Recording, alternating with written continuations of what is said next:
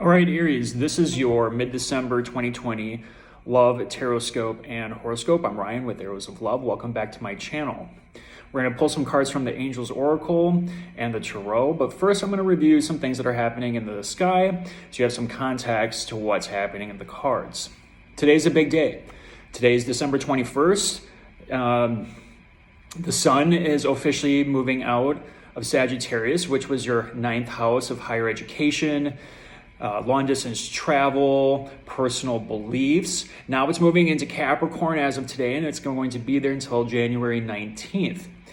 Capricorn is your 10th house. Capricorn is 10 signs past Aries. This has to do with your career, your public reputation, and dealing with the public.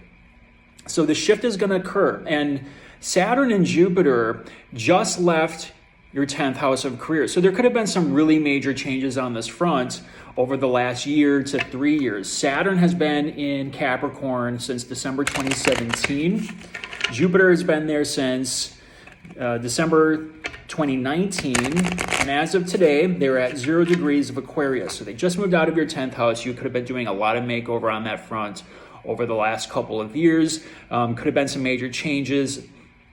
Now, the heavy hitters, Saturn and Jupiter, are sitting in the 11th. That's Aquarius. So Aquarius is 11 signs past Aries.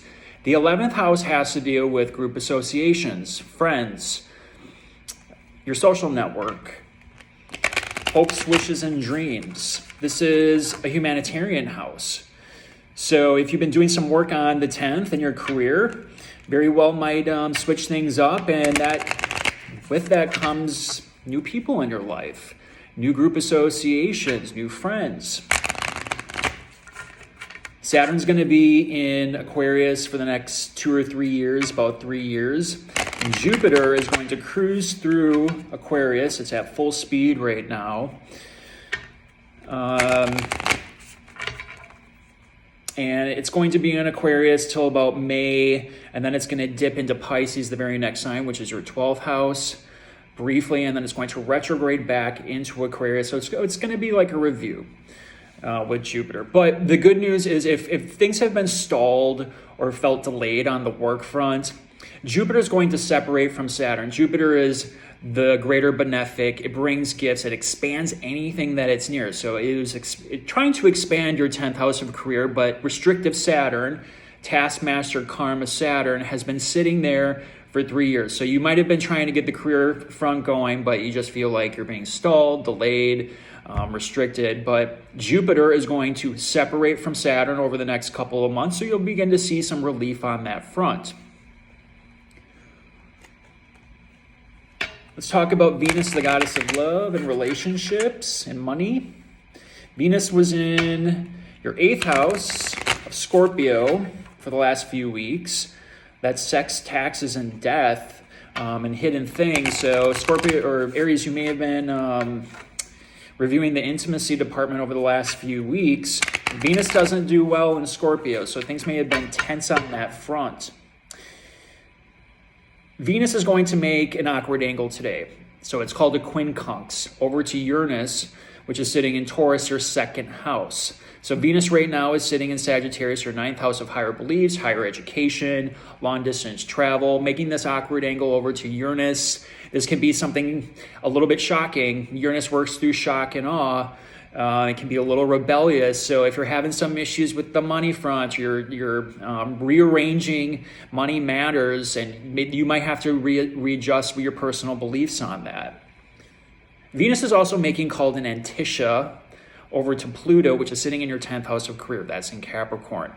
What you need to know about Antishas is that these are things you don't see coming, and they can be somewhat malefic. So you might need to revisit some of those 10th house matters again with Pluto sitting there. Pluto's been deconstructing your 10th house for the last few years, and it's going to be in Capricorn until 2024. So we're not done yet, but be aware if things are rumbling on that career front.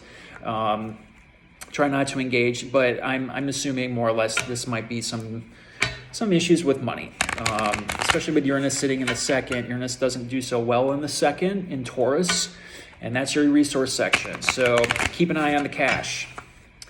The big news coming up for you Aries is the square between Mars, your ruling planet, which is in its home sign right now. It's been in Aries close to 6 months. That's where it retrograded. So you could have been doing a lot of self-reflection since September, October, November.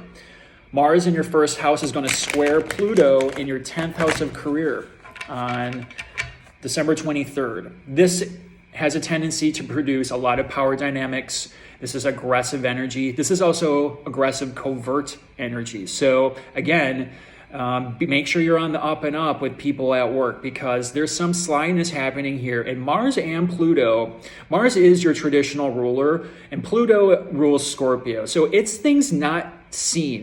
This could be some hidden agendas, hidden motives.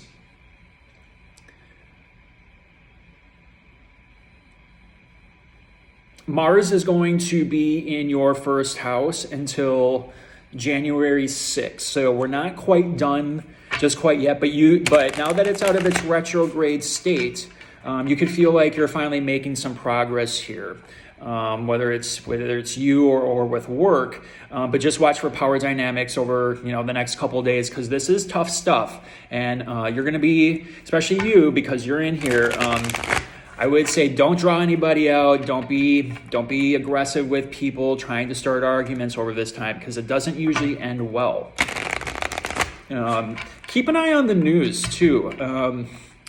When Mars retrogrades in its home sign, it doesn't happen very often, because Mars takes about 2 years to go around the sun. So the fact that it was retrograding in its home sign of Aries, your house, first house, is significant. It doesn't happen very often. If we want to go back in time, Mars retrograded in Aries in 1941. It was November 1941. Uranus, which is in Taurus, Uranus was also in Taurus during 1941. About a month later, after this retrograde motion in November, Pearl Harbor happened. Covert action, things not seen. That's aggressive, battling behavior. Mars is the god of war. Pluto is the god of the underworld. So again, this can produce covert action. Mars also retrograded in Aries in November of 1973. During that time, the Greek president was ousted. There was no bloodshed, but you can see where we're going with this, right? Transition of power. The last time Mars retrograded in Aries was in August of 1988. During that time, the Iran-Iraq war was happening, and 50,000 Kurds were killed by chemical agents. Mars at that time was making a hard aspect over to Neptune, nebulous Neptune, which is known for its cloudy, hazy, intuitive nature. You can see the connotation with chemical agents here. So watch what's happening in the news. It's interesting that the cyber attacks have occurred, covert action. We might see more over the next couple of days, but it's important for you, especially you Aries, to not engage in any aggressive behavior, any power dynamics.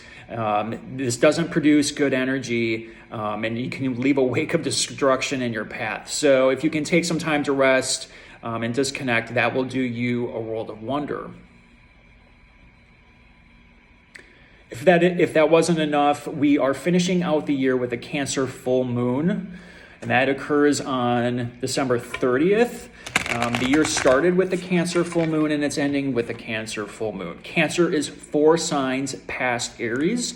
The 4th house deals with home and family, foundations, and the mother. So look for those themes around that time. Full moons always it's at the end of a cycle. It brings endings, it's culmination. It's kind of like a bookend to this entire year. So you might be readjusting situations at home, could be dealing with some family stuff that comes up. Again, it's a very active moon, and it's opposed to the sun that's sitting over in your 10th house. So you might be, again, there might be an adjustment with the house. You might be moving due to career changes here. And again, Venus is making these awkward angles to Uranus in your 2nd house of income. So the things might feel a little unstable here right now, but rest assured, once we get through the first couple of months of 2021, things are going to start to be a little bit easier, but there are power dynamics at play. All right. With that said, Yeah, not a ton going on in the love front here for you, Aries. But that doesn't mean love can't be found, right? So Venus is going to enter your 10th house. Well, it's going to be, Venus is in your 9th house of higher education, beliefs. It does okay in Sagittarius. It's going to be there until January 8th. But right now, planets sitting in Sagittarius aren't doing all that great because its ruler, Jupiter, just left its fall position in Capricorn. Jupiter doesn't do well in Capricorn, therefore the signs that Jupiter rules don't do so well. It just moved out of Capricorn, but it's still aligned. Jupiter is still aligned with Saturn, so it's still anything happening in Jupiter-related signs, which are Pisces and Sagittarius, don't do quite as great just quite yet. So we don't really get the benefit of Venus's harmony and love and money for a while. So hang tight on that front.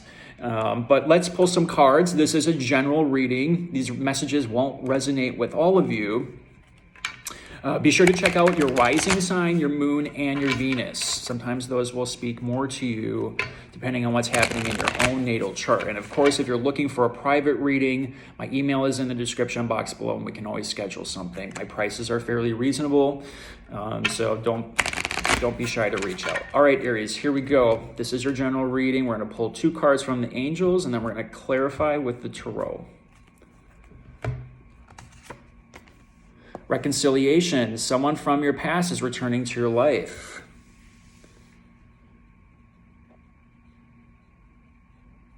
Venus is sitting in your 9th house. That's personal beliefs, higher education, long distance travel. Maybe you're traveling back home.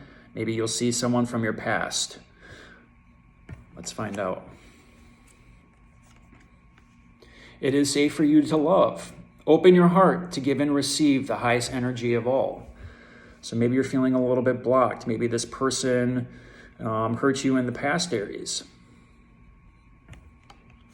All right, let's give the tarot one more shuffle.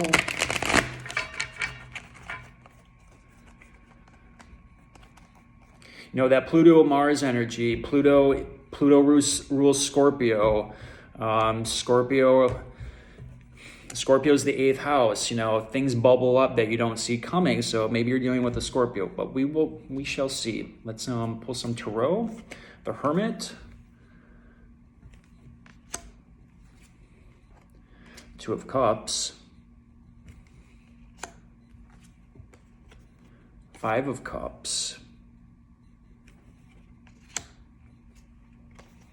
7 of Swords. Queen of Swords. And the High Priestess. Okay, Aries. So reconciliation. Someone from your past is returning to your life. Chances are you haven't talked to this person in a while. The Hermit is indicative of someone being isolated and alone. So perhaps you've been doing some reflecting on this relationship, Aries. You've seen your inner light with Mars retrograding in your first house. You've probably been doing a lot of self-reflection. And this was definitely a partnership, right? Because the 2 of Cups is sitting here. This was emotional fulfillment. But someone left. Someone walked away. The 5 of Cups is indicative of the man walking away, even though 2 cups stand. And that's interesting that, you know, we have the 2 of Cups here. We have two cups still standing on the 5, but 3 are on the ground, which means there was still an emotional connection here. It was probably difficult to walk away from this situation. But this person definitely wants to come back because, you know, the angels are saying it's safe for you to love, right? Open your heart to give and receive the highest energy of all. The thing is with this, you don't have all the facts. The seven of swords is someone that's being a little tricky. It's the liar, cheater, thief card. So maybe this past situation, you know, there was a third party situation, or maybe someone just wasn't being very honest with you. And now they're trying to come back, or it very well could be that you left this situation. This could also be you trying to, this is, you know, with the Hermit card here, it could be a self-reflection. Are you trying to deceive yourself here? Is this something you really want?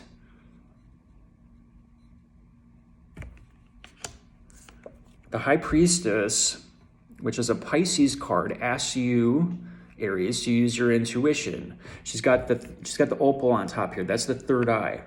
You need to use your intuition, Aries, with whatever's going on here, because there's definitely going to be a communication. The Queen of Swords, she's intelligent. She's ambitious. She knows what she wants. This is air energy. Libra, Aquarius, Gemini. The thing is, with air signs go well with fire signs, right? The fire needs constant oxygen so it keeps going. Air feeds the oxygen. However, you have to be careful that you don't put too much air in it, because then you get the explosion, right? And too little, the flame goes out. So this is a complementary card here, right? So you might be dealing with a Gemini, Libra, or Aquarius.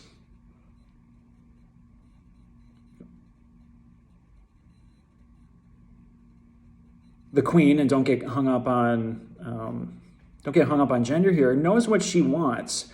But when I see this with the 7, something is not, information is missing from this. So if you come across someone over the holidays and they want to reconcile, you know, the angels are saying there's a possibility here, but be aware you don't have all the facts yet. And you need to use your intuition to draw some connections here. I would say wait.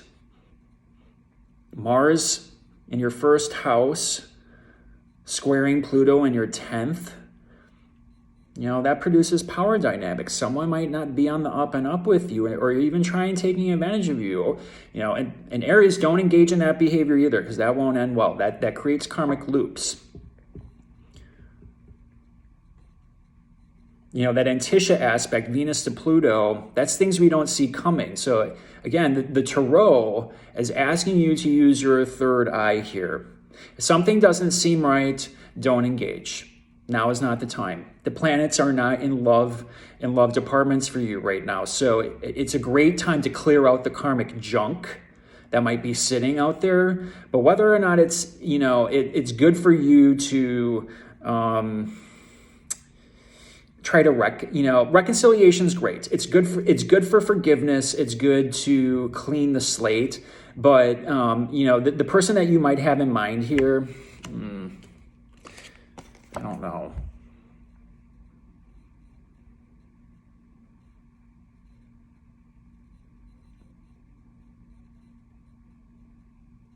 Especially if you were hurt in the past. It is okay for you to open up your heart, but maybe not to this person. Let's pull one more card for the outcome and see how this is going to turn out. Yeah, 7 of Pentacles.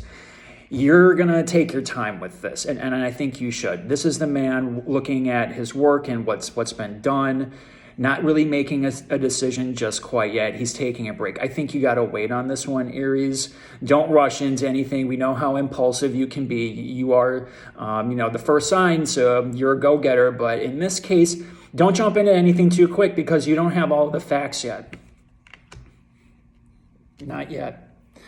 All right, Aries, if you enjoyed this reading, please subscribe to my channel. Click that like button. We're going to do 2021 in-depth reading for all signs, so be sure to check that out in a couple weeks. Otherwise, take care. Enjoy the holidays. We'll talk to you next time.